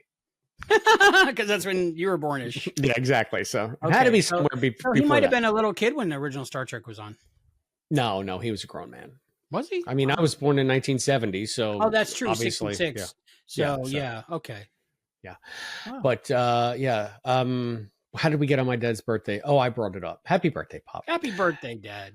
Right. So Star Trek Day. So you're saying they only played like a 30-second clip of something somewhere? Yeah, usually they do like a gathering and people talk, and it's on the CBS or Paramount Plus now. And it's on YouTube, and they have different hosts, and they, honor people, and they promote new things. And it was just like there's like, I think they released the first episode of each series on YouTube for free, so people could see those. And there was a couple clips of Star Trek Lower Decks released, like a 2-minute scene, which was cool. We got to see some Tindy action there. But other than that, it was totally ignored, which was weird. You know what? I think that might be indicative of the shift that we're seeing in the streaming platforms, because like they're all imploding because they're spending way too much money on content, and it's not driving the subscriptions that they need to stay afloat. So that's why Star Trek is no longer exclusively on Paramount Plus, because it's not making them any money just sitting on that platform. They can sell the rights to Netflix or to Max or whatever, and then it generates revenue for them, much more so than the churn that you get from people watching 10 episodes of Disco and then canceling again or whatever. So I think that when they were doing those big Star Trek Day celebrations, it was another thing to sort of help drive subscriptions, help drive eyes to the platform. And they realized that that's a model that's just not working for them. So why go through the trouble? Right. Yeah, could be. You can give a little bit of a pandering thing to the people who might already be there. Well, look, here's 40 seconds of Lower Decks. Serenity and I sat down to watch like Star Trek Day, like we had for the last 4 or 5 years or whatever. And we played the video, and it's like halfway through the video, like the next video is coming up and it's counting down, and we're like, what's going on? It's the end. I totally didn't understand. I think, didn't Skydance just buy Paramount or something now? Like I know Abrams company or something, or did they just buy Star Trek? No, I think that they were going to, and then they didn't, and I don't know what's going on with that. They first it was going to get shut down because it was too big, but then they said they could do it. And quite frankly, we have computers that we can look this up if we really want to talk about it. Or do you want to just like forget about that stuff? Because I feel like now we've done more for Star Trek Day than Paramount has done for Star Trek Day. Absolutely. But the moral of the story is Lower Decks is coming up, the final season on Paramount Plus for now. Yes. So we'll see. So, I mean, shall we talk about the scene that launched 1,000 memes? I would like to. So, yeah, I mean, I have only seen a couple of those, and our intrepid graphic designer, Scott Madison, he hit me up on the Facebook Messenger, and he said, Chris, tell Albie I dropped 2 examples of the Datalore meme into the comments of his post. I guess it's in Facebook, because this is what happened. This is Scott writing in a thread that I'm on. I just did a Google search for Datalore meme, and way down is an image. In the image results is a panel from Neek. I think you know Neek. She does the Neek. We call them Moon kneecaps. Show, right? Yeah, well, she's the host of Moon Show, but she also does superanemic.com as her website, and she does Star Trek recaps. Eat more green leafy vegetables. Yes, comedic recaps that she does on Star Trek. She's going through Next Gen now, I believe. She'll go back to legacy stuff when the new series are off, and then once the new series are on, she'll do comedic recaps of all of the new episodes. Kinda so like I guess that's superanemic.com. It's kind of like us, but she's talented. But anyway, and I wrote back to Scott, hey, we're about to record an episode of Datalore. I literally just finished watching it. And he writes back, I saw your Facebook post. That's why I was searching it. And I write back, I'm not on Facebook anymore. You know more about my show than I do. So he wanted you to know that he posted some instances of the Datalore meme into the posts that you did on Facebook. So I don't have Facebook, so I can't look it up. I want to see them for myself with my own eyes. But why are they always pointing at a sign? That's what I want. Well, because they both have a differing opinion of what the sign says. Right. So No, it's usually I with get that, but it's not really based in, it's not grounded in what was going on in that scene in the episode. It's completely separate context, right? Right. And it's just a way like Data says something, but Lore's like, but it could say this too. Yeah. Kind of thing. Okay. So Yanni and Laurel, that thing freaks me out because me and Rennie hear the exact opposite thing every single time. Have you done the Yanni Laurel thing? No, what are you talking about? There's a audio recording of they're either saying Yanni or Laurel, and they sound completely different, right? But this audio recording, depending on your hearing and your brain, you hear either Yanni or Laurel. Laurel, Laurel, Laurel, Laurel. And two people can be there at the same time, just like the black and blue dress, the white and gold. Yeah, it was the gold. Yeah. What color dress did you see? And I feel like I heard both Yanni and Laurel. I think I saw the blue. I saw the blue and black, but then at one point I saw the white and gold and freaked me out because it was the same picture. And when somebody first showed me to him, I'm like, you're showing me two different pictures. Heal Thy Burgers. Heal Thy Burgers. I don't get that one. Oh, Healthy Burgers and Heal Thy Burgers. Oh, I saw Heal Thy Burgers. Oh, Healthy Burgers. Okay, now I get it. Okay, gotcha. Okay, so there we go. This is so great for audio. Us looking on Facebook. You know, when I heard that Yanni Laurel thing, I did listen to it, and it kind of freaked me out too. It was like that scene in Lost when they picked up those radio transmissions of the guys just saying the numbers from the hatch, and it's just like, why is that creepy? But it's just so freaking creepy. It was. And then they played that great song. I love that song. What was that song? Make your own kind of music. That's when they introduced Desmond, brother. Yeah, man. Desmond. As soon as that came on that show, I played that over and over again for months. I couldn't get enough of it. Okay. Carpenters, I believe. Gotta watch it again. Yeah. So so you had never seen any memes on that before that? I've maybe seen 2 or 3 of them tops. I think. I didn't know it was like its own cottage industry. I think the one I put on the episode that when we were promoting this episode, it was the billboard that it was from like Timex, and it said "Strap on Time." But it's also strap on time. It's depending on how you look at it. Onlyfans.com. Chris's feet. /Treksplorers. Let us know whether he should get a pedicure or just trim his nails normally or let them grow. It's up to you. I won't be taking part in strap on time, but no strap on time. I'm not kink shaming anybody. No, not at all. Not at all. So we gotta bring the revenue in so we can keep doing this, you know. So I guess. We gotta do it. We gotta do it. If we gotta show your feet, we gotta show your feet. All right. So what do we do now in the show before we go back to our cleanup and wrap up? Don't we do like episode crush? Episode crush. What was your episode crush in this episode? Oh, it's gotta be Argyle. We honestly don't know how to put this together because this goes to that, and I don't know. There's even magnets that help us guide it together, neodymium magnets. So I don't know. Argyle was a bad engineer, so maybe that's why he got fired. I don't know. I mean, I feel like somebody needs to give the guy some love sometime, somewhere. So I'm going to give him a little bit of love. Argyle was my episode crush. How about you? Beverly, 100%. Beverly was on fire in this episode. All right. Well, when you say that, I mean, there's a scene where she's literally on fire? Yeah. Laura says a payment for your son's whatever. And he shoots him with the phaser. Shoots her with the phaser on the way out. And she runs out with her elbow up on fire. Oh, I didn't see. I was probably writing some notes at that point. Like, wow, this is even worse. Even worse than I thought.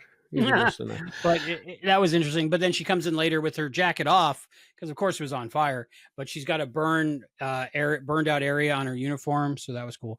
I think they should have put some like red makeup on her skin because she was supposed to report to sickbay afterwards. Gotcha.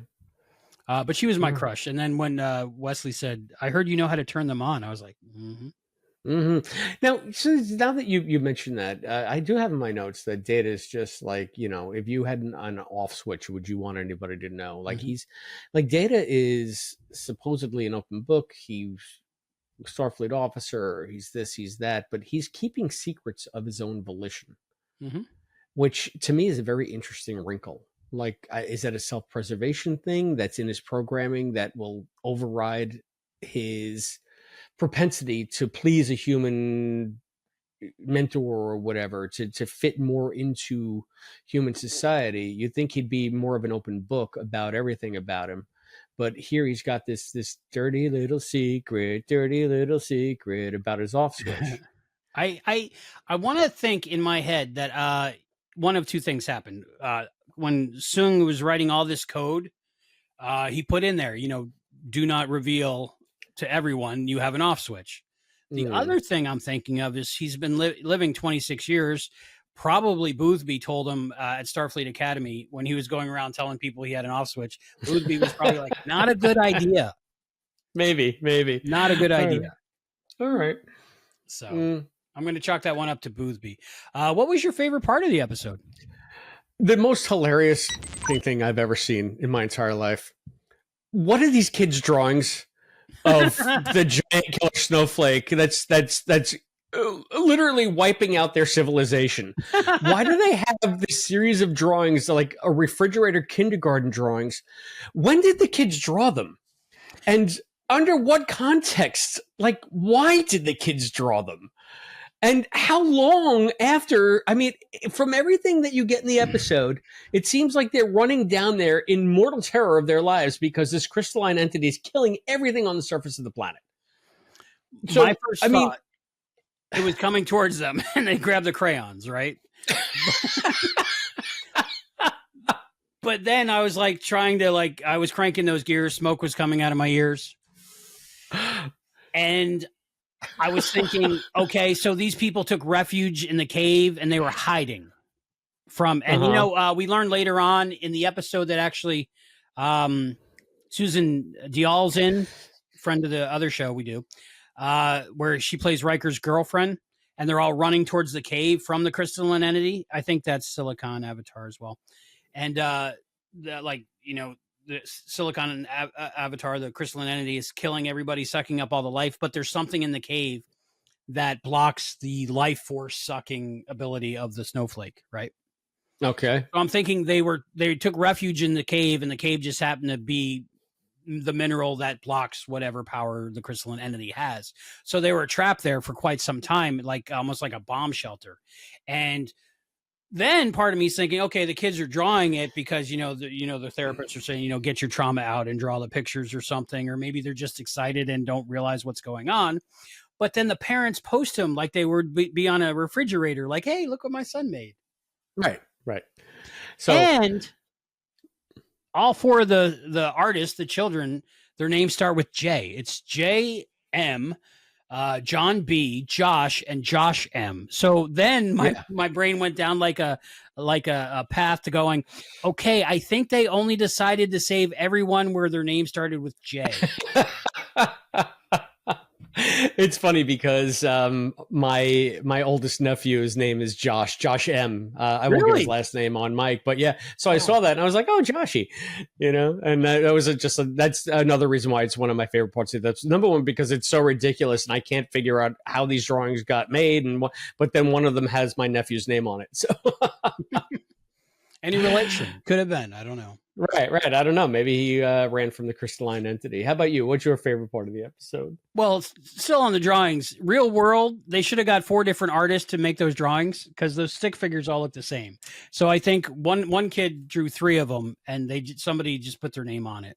Don't all stick figures look kind of the same? These were specific because, like, instead of like the arms being like a line, they were like boxes. It was interesting. I don't know. I mean, it's Al the bartender said to Sam, don't all boys look kind of the same? So my favorite part of this episode, maybe the Wesley of it all. I was a big mark for Wesley back then, still am. but I just like Brent Spiner's performance, I think. And yeah, so maybe Brent Spiner's performance and Wesley being Wesley and saving the day, which he got a lot of crap for back in the day, but I love it because he was me on the show while I was watching it. Yeah.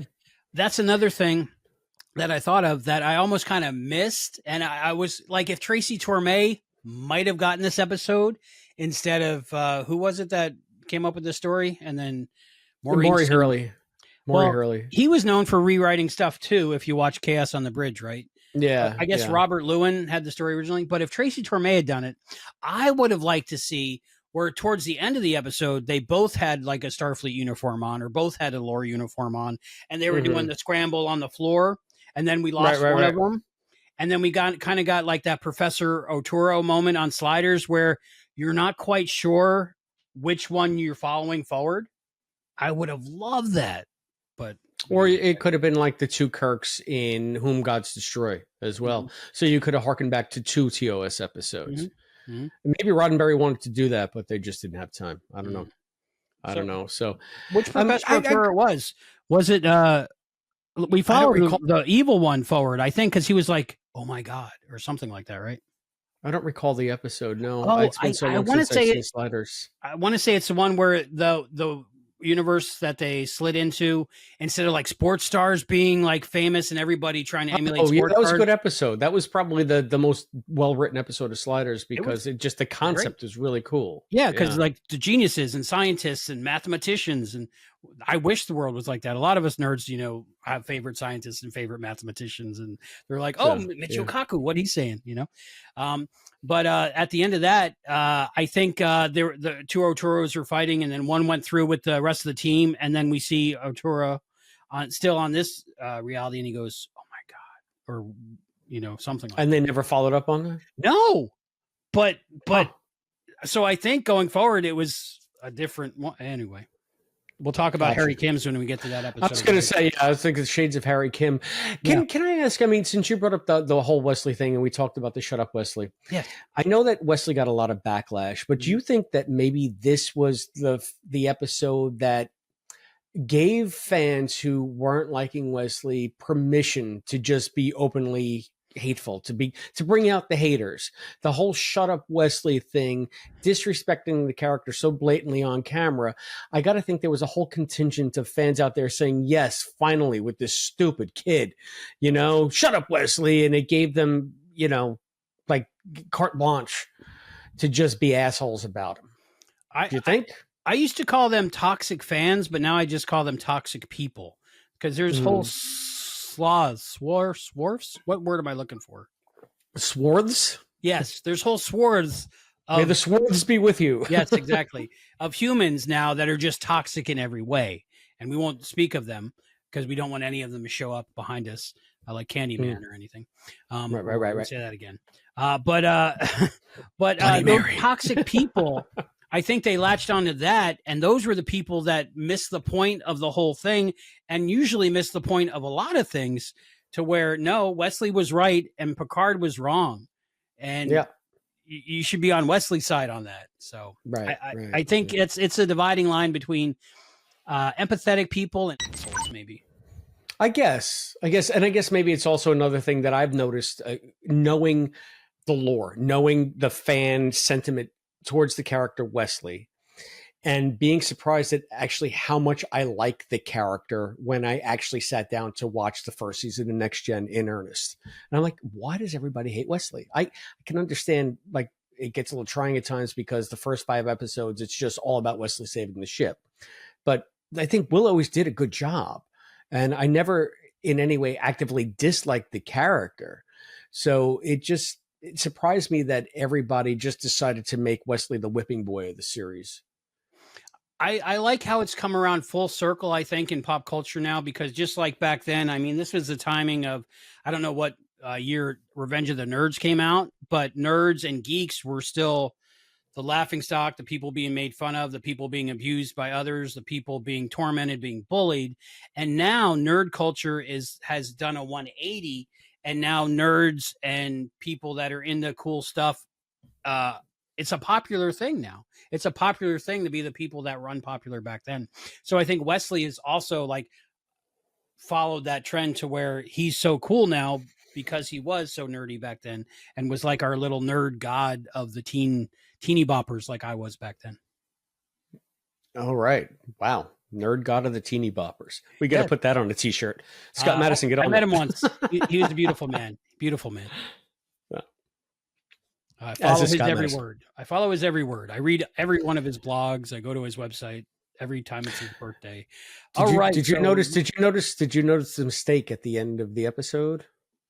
No. Fill me in. Data uses a contraction. Does he? Yes. And it's not Lore, it's Data. Or was that our little Oturo moment and we forgot about it? Now I got to go watch it again. I believe he says weave. Okay. Instead of we have. Wow. Or something. Now, if they were both wearing the same outfit and did the thing and had that, my mind would have been blown. And I would have been a conspiracy theory for it being Lore the whole time. Until this day, probably. So I got another question. I need another like a plot question answered because maybe I was just like not paying as much attention because I was anticipating what we would talk about on the show, and it was up to the pew pew pew pew part, and so it was just like the fights, right? So I was not paying much attention, but then all of a sudden, Lore gets beamed away as he's shooting the phaser. Where was he beamed to? Where did he go? I read in Nemechek's book that they said it was a wide dispersal transporter beam, so then he would have been dead, right? They just scattered his molecules. So how does Lore come back? Did they ever explain that? I guess maybe when we get to it, we'll put a pin in it. But did they mention on camera that it was a wide dispersal beam, or did they just beam him away? They just beamed him out, and my thought, which they don't say in the thing, is the crystalline entity is taking off, and he's beamed into space. I just figured the crystal grabbed Lore and took him with him. Or maybe Lore just held on to the crystal. Yeah, or because I guess he could survive in space, right? Because he doesn't need oxygen. Yeah, I mean, Data survives in vacuum in Nemesis. If you prick him, does he not leak? So he does have fluids. Would those fluids be made out of antifreeze or something? I have to think that his skin is a good insulator. Yes. You know, but that is interesting. You never really find out about that unless it's in a book somewhere. But I can't think of. He just happens to show up again. And wasn't that in it might have been in Brothers the next time. Brothers, yeah. Unless he shows up by surprise. And they have the recall, so somebody found him and he's something or something. I think it's the Pakleds because he's wearing the moving blankets. He is totally wearing Pakled uniform. Yeah. I have that action figure somewhere, I think. So all right. That is interesting. So this is usually where we do the 47. I can't tell you of a thing I care less about than the 47. Okay. But you know what? I love us mentioning it every time and not talking about it. So that's great. That's good tradition. The thing is, even if there is one, I don't think I ever notice it. I didn't notice it in this one, and I would have because I was looking for it. So I don't think it's there yet. Okay. But it's definitely it was definitely an Enterprise, definitely in the other shows we watch. I'm looking around for my glasses. Do I read you the trivia question or do you? Yeah, I think I asked you. No, yeah, I think maybe I asked you during the Enterprise show. I think I asked you last time. It's been a minute. I think maybe you asked me because you were saying we've read these cards. So I think it's time for me to ask you. I have bad deja vu when it comes to that. Yeah. So okay. I have bad deja vu when it comes to that. I feel like we've been here before. Maybe 1,000,000 times, maybe 1,000 times. All right. Are you ready, sir? Are you ready for your 3 questions? You got me for 3 questions. In the movie, The Wrath of Khan, who is Captain Spock's protege? Saavik. Lieutenant Saavik. Thank you. I was going to call you. I was going to take off half a point. All right. That's correct, by the way. Kirsty. In the next episode, or Robin Curtis, in the Next Generation episode Lessons, what instrument does Captain Picard play during his duet with Lieutenant Commander Nella Darren? Ooh, Darren. She was a hottie. Was it a Ressican flute? That's what it says. Yay! That he learned to play in The Inner Light. That's exactly. And it wasn't his arms. Did you know that? Yeah, it's not his fingers. Yeah, and I never knew it. I watched that episode probably 40 times before I found that out, but now that I see it, you can't unsee it. You can't unsee it, exactly. I don't know why they did it that way, but anyway. Yeah, because so weird. Patrick Stewart definitely would have learned the fingering in that, I think. Right? And it's all fake fingering anyway. And speaking of fingering, you can check it out on OnlyFans /Treksploroation. Speaking of fingering your flute. Yep. And let us know how you would like Chris's feet. Wow. And he will paint them for the right price, right? Well, yeah. Well, we can talk. Autograph pics, use socks, the whole works. What nickname for Star Trek Deep Space Nine fans was derived from the episode "Take Me Out to the Holosuite"? Is it Niners? It is Niners. Hey, I didn't know that. That's cool. Yeah, I don't know that I've ever been called a Niner. I guess we're Niners. I want the baseball uniform so much. When I was in Vegas, a lot of people had the baseball uniforms on and the baseball hats. And I was like, That's cool. I want them. Like, I want to go to a baseball game representing the Niners. Well, I mean, I'm sure they're out there somewhere. You can probably snow one. You're pretty good at they're on eBay, I think, and from China. No official ones, I don't think. But by the way, you got 3 out of 3 questions correct. 3 out of 3. So you win the prize. Woo! Now, I don't have a Trek and Tell. So what is your Trek and Tell? This, my friend, is my Trek and Tell. I have many other Trek and Tells, but this, as you know, I'm trying to quit eBay, but it's not working. You are addicted to eBay, man. I think I am. I sent you a picture of what I bought tonight, right? I feel like you're addicted to eBay and OnlyFans. Go ahead. Well, Star Trek content on OnlyFans. Okay, so I'm going to open this up. I can't. Doing an unboxing. You might know what this is. We talked about it. I did not have it, but now I do have it. Looks a little furry. I don't know. There's some paper there. You got to hold it a little stiller. As in Ben? As in Jerry. Okay, I'm going to open it. Jerry, I can't. I got a lot of problems with you people. Now it's time for the airing There of the I grievances. stood in the aisle, fighting over a doll for my son. I thought there had to be a better way. Okay. Oh, this is an action figure for those of you who are not watching the YouTube channel. And it looks like, could it be Jerry Ryan from the episode that we mentioned earlier in the episode where she's like a 40s torch singer? Nope. Close, though. I'll go closer to the camera. Yeah, the thing is, your feed to me is a little bit blurry. Okay, so I can't really Beverly see it. Crusher from The Big Goodbye. Oh, it's Beverly from The Big Goodbye. It's Beverly. Yeah, okay, now I see it. Now my I can't holy unsee grail it. of Star Trek action figures. So the people watching on the YouTube channel, seeing you in 4K, you have to understand that I'm not seeing Albie as clear as you are right now. So this is kind of blurry to me, but now I can't unsee it. That's really cool. And you just got that now? I got it about a week ago because I was editing the episode and I'm hearing myself going, maybe I'll look it up and try to find one. I was like, the 13 people that are going to listen to this is also going to do the same thing. So that'll drive the price up. Counts on it. Exactly. So it gave me a reason to. Those sons of bitches. Yep. It gave me a reason to order it. And her accessories are, let's see. Of course, I can't find where's my? Okay. I'm going to guess that they're a compact. Yes, a compact, a purse, and an umbrella or a parasol. Was she carrying a parasol? I don't think so. I think they just needed something. And they were like, she's a lady, right? Put those umbrellas we have from the She-Ra collection in there. That is hilarious. Which outfit made those? What company made that? This is Playmates. Playmates. Okay. Is that the same one that gave me Ensign Lynch? Yes, I think so. Okay. Ensign Lynch. Playmates. No, that was Art Asylum, I think. Maybe. We never figured out Ensign Lynch's. It was, no, I still have the card here. It was Playmates toys. Playmates, okay. Because I have the card that I never mailed in yet. There you go, Playmates. So. One day you will, and we'll find out what happened to that and the chair. Bum, bum, bum. But we'll save that. We just found out about the grill, so. Are you ever going to open that, or is that going to stay mint in package? If I'm the last man on earth and I need to cuddle with someone, I'll open it. Okay. I'll just hold her in my hand. I mean, fair enough. Fair enough. But this, my friend, is a lady. Whoa. to quote Tom Jones. So I'm very happy to have this. So that's my Trek and Tell for this episode. Beverly Crusher from The Big Goodbye.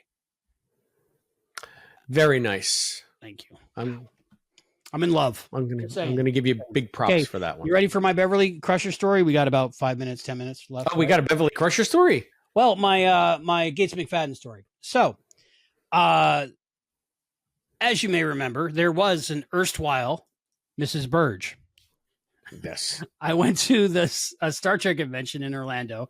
It was the one where the Next Generation was doing a tour all together. So it had like the main seven, including Wesley, and I think John Delancey was also joining them on stage during the tour or whatever. And Cool. So it was the first time I met Gates McFadden in person, and we got the photo op with her. And she's holding Serenity in the photo, and Serenity's playing with Gates McFadden's necklace and stuff. Later on, I think the same day or the same weekend, I went to her table. I donated to whatever theater troupe she was supporting. She was there to support some kind of theater group because she's a theater person. And it was like slow and stuff like that. And Rennie needed her diaper changed. She was still like a few months old, maybe 8-9 months old out of utero. And so her mom took her to change her just because she had the diaper bag or whatever was easier that time, or it's her turn, or maybe because I was more into Gates McFadden than she was. So me and Gates are like standing there, and this is out front of her table, and there's like nobody else around, and me and Gates are just standing there together for about 5 minutes and making small chit chat. One of the best moments of my life. Sounds cool. And I was later on when the Mrs. Burge became the erstwhile Mrs. Burge, I was like, I missed my opportunity. I could have asked Gates out or something. You totally could have had her, man. Totally. You never know. You never know. I think I know. Star Trek shirt. You gotta love those. I think we all know. But good for you. But I mean, for her, it was just another just hanging out with people, doing her job on the weekend, But for me, I was like just chilling with her for like 5 minutes, just talking with her, and nobody else was around. I mean, it was crazy. It was just weird. Hey, cool. But I enjoyed it. That's awesome. It. One of my favorite memories. So I always thank Rennie for pooping her pants at that time. Thank you, Rennie. Rennie. Had a diaper on, of course, so she didn't really poop her pants. But everybody down below in the comments, thank Rennie for pooping her pants. She doesn't remember it at all, but I remember it. So we'll remember it for her. Yeah, it was a great memory. One of the few times I met Gates McFadden. But there you go. So Gates McFadden. Now you have now you have to find her again so she can sign that. That's a good idea. Yeah, Serenity has the signed Marina Sirtis one. So cool beans, man. Yeah. Good story. All right, so now what do we do? Final thoughts and ratings. Let's give your final thoughts. See if me talking about my love of Datalore changed your final score at all. No, I mean, quite frankly, I don't think Data needed a backstory. And if you're going to give Data a backstory, this was not the backstory to give him. No. I just thought it was an awful plotting episode. It's not a good example of Star Trek. It's not a good example of TV, and it does the character a disservice. I find it boring. I find it cliche. I find it just ridiculous that this is the origin story for a science fiction character. It should have been on a sitcom somewhere. And I get it. Brent's having fun, but if you take this episode out of context of everything that gets built from this episode that fans love so much, and just examine it as an episode in and of itself, it's terrible. It's terrible on almost every level. So for that reason, I give it -5 face twitches out of 10. How about you, sir? Well, I'm definitely Albie. That's for sure. I would have to disagree with you, respectfully disagree with you. This is one of my happy episodes that I come to. Again, it's more of a feeling for me. I don't know what that is, but it's that original series into Next Generation eerie feeling, maybe from the music, maybe from the lighting, maybe from the pacing. but it feels very original series to me. It's still not to their, season 3, season 4, where you actually get into next gen. So the feeling I love the work Brent Spiner did. I love the technical work. If you watch the Blu-rays, there's a thing about how they had to redo the whole crystalline entity, but they made it as close as possible, and the different remastering techniques. I would have liked to see more of a behind the scenes of the compositing of the 2 shots and different things, and maybe an interview with the body double.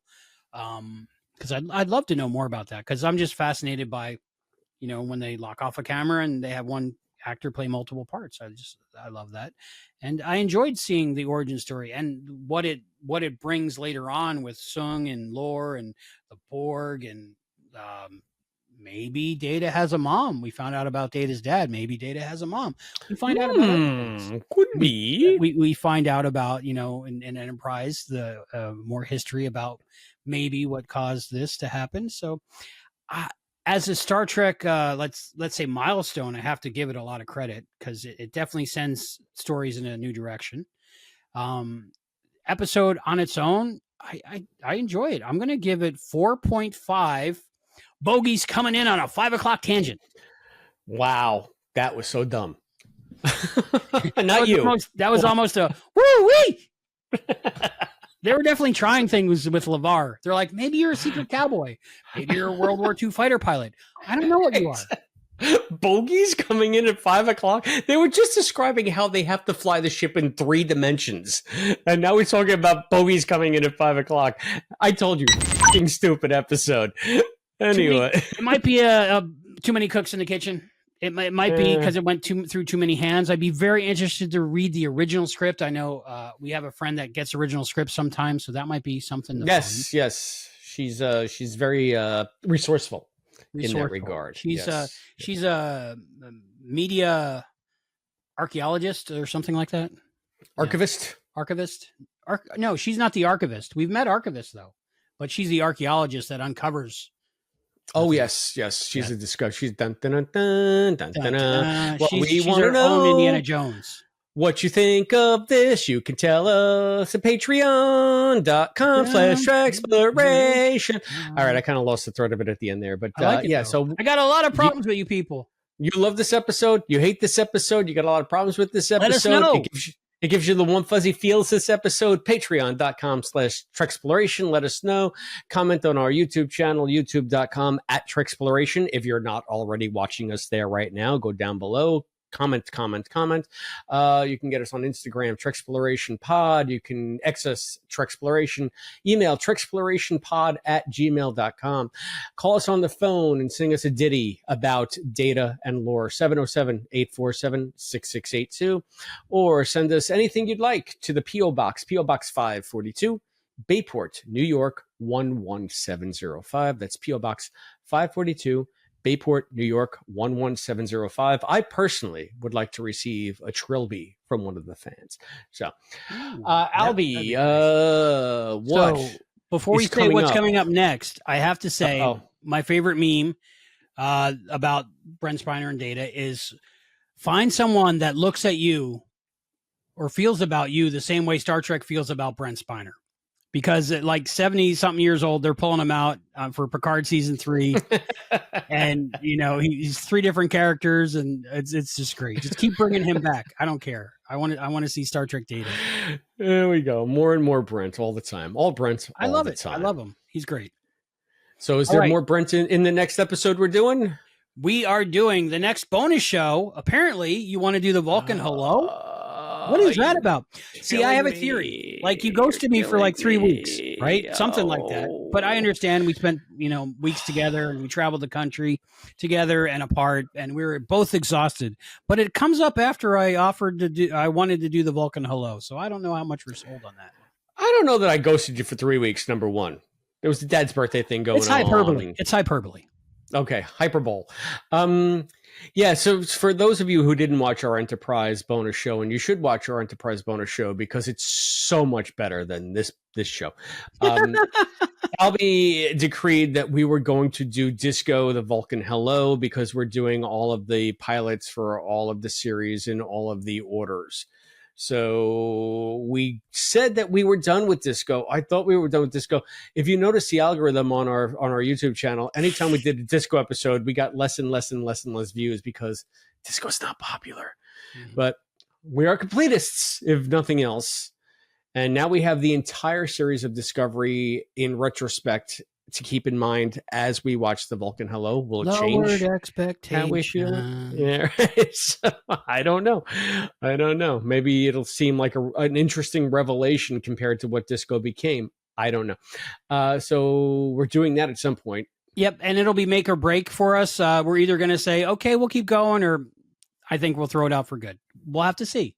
It'll be interesting. Okay. And as far as our next generation rewatch is going, next up on our TNG one is Angel One. Angel One. I forget what that one's about. Women are in control of the society. So it's what would you call that? That's matriarchal society. Matriarchal society. Yep, and we get to see Riker in that blouse that shows most of his dress. So I'm thinking, much like we dressed up for the big goodbye, we should both get open blouses and show off our chest hair. I got to grow mine out, I think. Sounds good. Sounds good for the OnlyFans. And exactly, so that comes up with our OnlyFans. It'll be perfect. So we'll see. Maybe we'll do 2 versions of that. I'm sure there's some people out there that like to see that. So I'm excited to talk about Angel One and the Vulcan Hello. I'm excited to talk about at least one of those things, but I'm always excited to talk to you, my friend. I am too. So for Treksploration, I'm Albie. And I'm Chris. And we'll see you next time. You angels, you.